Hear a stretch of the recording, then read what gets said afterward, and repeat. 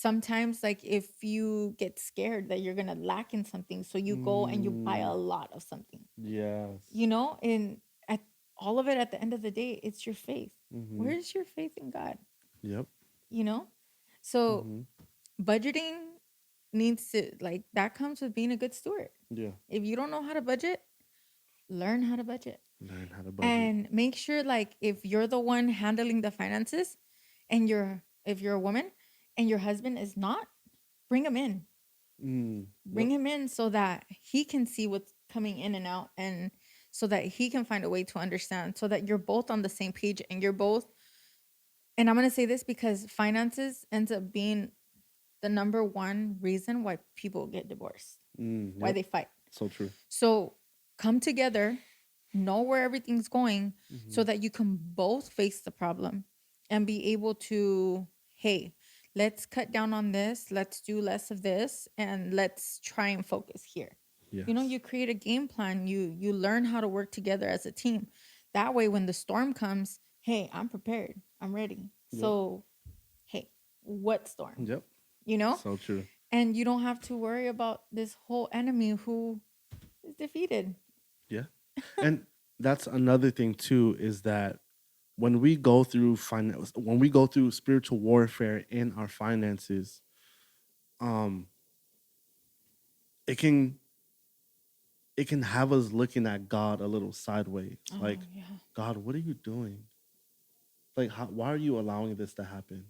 Right? And I say that because I used to do it a lot when I would get in this uncomfortable position with finances. And I mean, I would do everything I can in my power. I would go to work every day. I'd work long hours. Sometimes I leave my house from 6 a.m. Yeah. and won't get back home until 8 p.m. working overtime and doing that for an extensive amount of time, Yeah. being exhausted and then still feeling like you can't make ends meet. And then you're hit with these financial pressures that come out of nowhere. It's like, God, like, I'm doing everything that I can. What is going on? And it can get you to doubt, like, God, do you really care?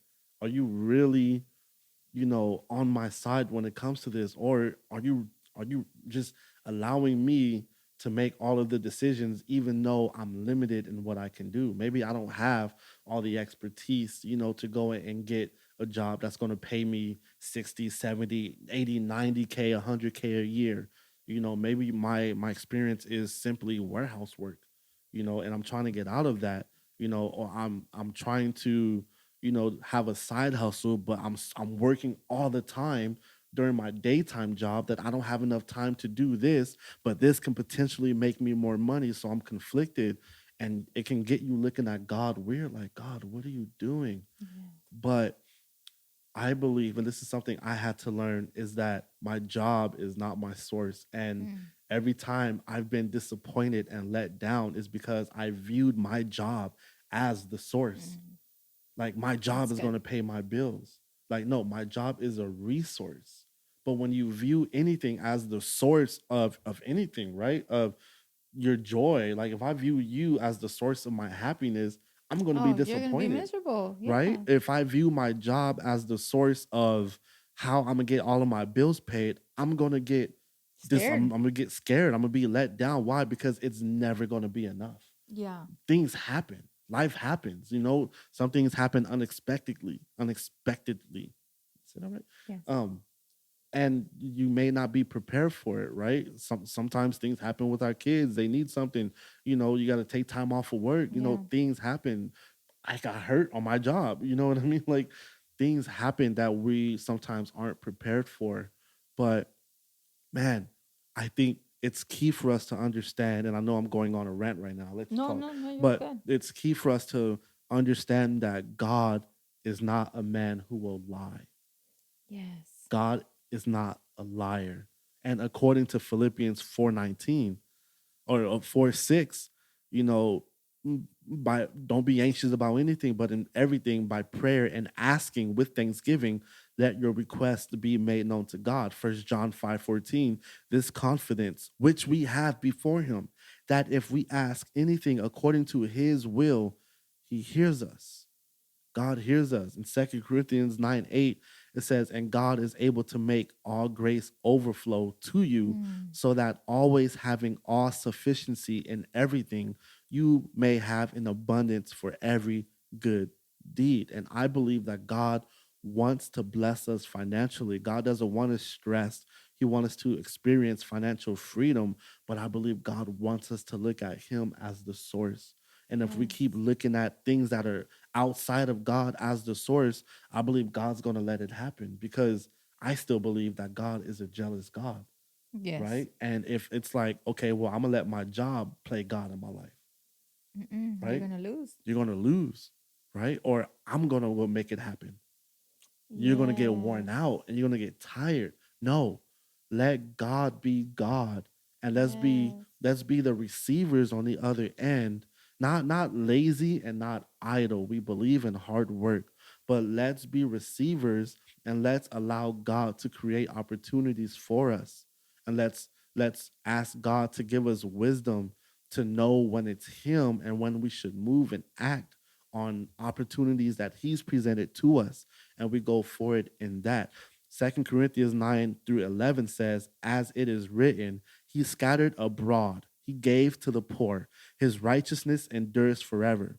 Now, He who supplies seed to the sower and bread for food will supply, He will supply, God will supply and multiply your seed for sowing and increase the harvest of your righteousness.